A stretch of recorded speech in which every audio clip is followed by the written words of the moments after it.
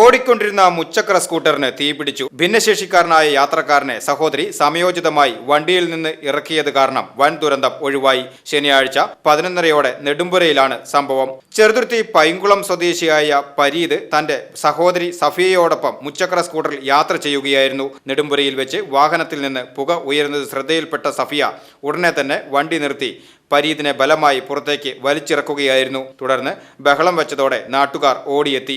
വണ്ടിയുടെ ബാറ്ററി വയറുകൾ ഊരി മാറ്റിയതിനാൽ തീ കൂടുതൽ പടർന്നില്ല. സ്കൂട്ടറിന് ചെറിയ കേടുപാടുകൾ മാത്രമേ സംഭവിച്ചുള്ളൂ. സഹോദരിയുടെ ധൈര്യപൂർവമായ ഇടപെടൽ വലിയൊരു അപകടം ഒഴിവാക്കിയതിന്റെ ആശ്വാസത്തിലാണ് പ്രദേശവാസികൾ.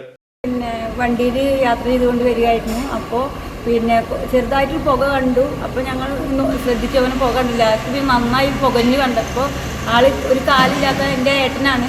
ഒരു കാല് നഷ്ടപ്പെട്ട ഒരാളായിരുന്നു. അപ്പോൾ പെട്ടെന്ന് വണ്ടി കുത്തി ഇറങ്ങാൻ പറ്റാത്തതിലേക്ക് പെട്ടെന്ന് ഇറക്കി ആളെ രക്ഷിച്ച് നമ്മൾ അപ്പുറത്തേക്ക് മാറ്റി നിർത്തിയ ശേഷം ആൾക്കാരെ വിളിച്ചു കൂട്ടി അതിൻ്റെ ബാറ്ററിയുടെ വയറ് ഊരി മാറ്റി ചെയ്ത് വണ്ടി ഒരു സൈഡിലേക്ക് പാർക്ക് ചെയ്തു. പെട്ടെന്ന് മഴ പെയ്തുകൊണ്ടിരിക്കുകയായിരുന്നു. നമുക്ക് ആരെയും വിളിക്കാൻ പറ്റിയില്ല. പക്ഷേ ഞാൻ പെട്ടെന്ന് വിചാരിച്ചത് ജ്യേഷ്ഠനെ എങ്ങനെ രക്ഷപ്പെടുത്തും എന്നുള്ളത് മാത്രമൊന്നും എൻ്റെ മനസ്സിൽ. കാരണം പെട്ടെന്ന് ഓടി ഇറങ്ങാനോ ഒന്നും പറ്റില്ല. അപ്പം നമ്മൾക്ക് അപകടം വന്നാലും ആളെ രക്ഷിക്കാമെന്നുള്ളൊരൊറ്റ ലക്ഷ്യം വെച്ചിട്ടാണ് നമ്മളത് ചെയ്തത്. ലിയോസിൽ ഓണപ്പൂരം കൊടിയേറി മക്കളെ.